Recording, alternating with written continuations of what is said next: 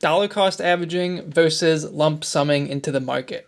Does one outweigh the other, or are they pretty similar to one another? In this video, I'll give you the pros and cons of each and tell you who they are kind of best suited for. And at the end, I'll show you a study showing which one actually mathematically outperforms the other in the long run. The first one to look at is dollar cost averaging. Dollar cost averaging is the strategy of investing into the market at regular intervals to spread out your purchases. Think about dollar cost averaging as like your 401k or your Roth IRA, where you're making continuous purchases into the market at regular intervals.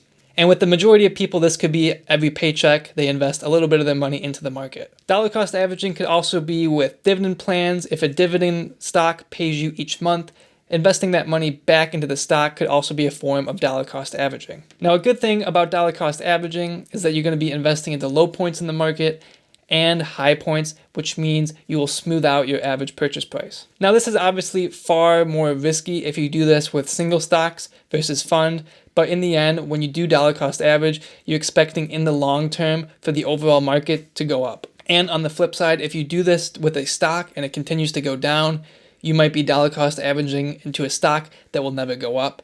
So that's why it's recommended, if you are doing this, to do it in a more safer area like an index fund where it has the potential to go up.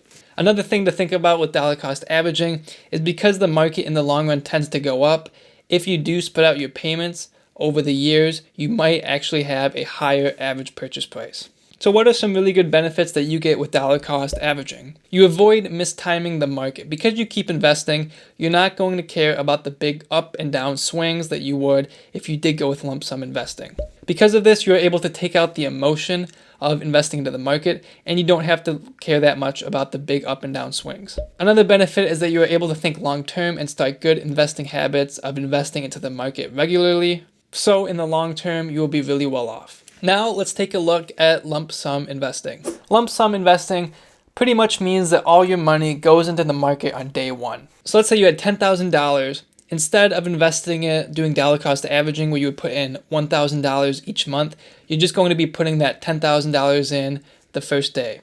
Now let's look at some drawbacks of this approach before we get into the benefits. Timing the market is really hard because if you mistimed your investment, you could be losing a lot of money and you could have gotten later when the market was a little bit more down. And because of this, lump sum could be like a gamble because you never know where the market could be in the next coming days. Another drawback of having a lump sum investment is it can be hard to come up with a lot of money up front to put into the market. That's why a lot more people do dollar cost averaging approach, because they have that little bit of money each month or each week to set aside to put into the market. So what are the benefits with the lump sum approach? A big benefit is that you will be invested into the market for longer. Time in the market beats timing the market. So even if you did experience some swings when you first put your money in, because you're investing into the market for longer with that lump sum, you'll eventually gain more money down the line.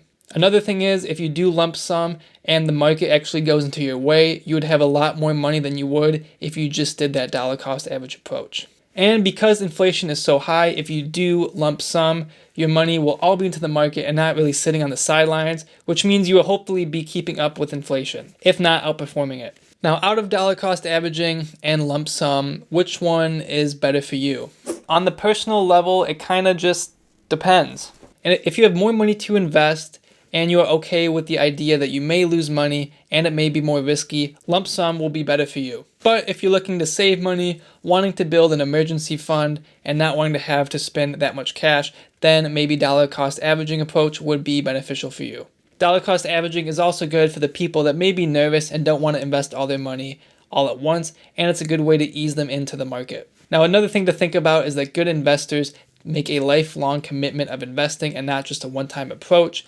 So even if you do a lump sum, you should always keep backing that up with more money as it can grow over time.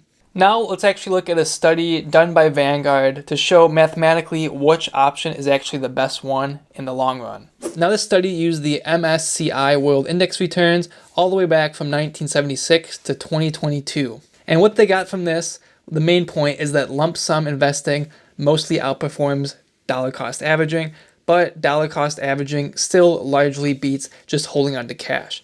And we can actually see the actual numbers from this study, and that lump sum outperforms cost averaging by 68% of the time. Cost averaging outperforms cash 69% of the time. And if you have lump sum investing versus cash, that actually outperforms 70% of the time. And upon looking at other studies, this seems to be the case too, where lump sum investing actually outperforms dollar cost averaging.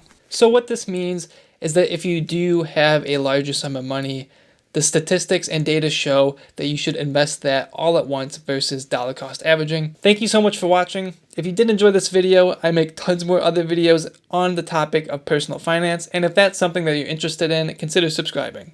Thank you very much, and I will see you in the next one.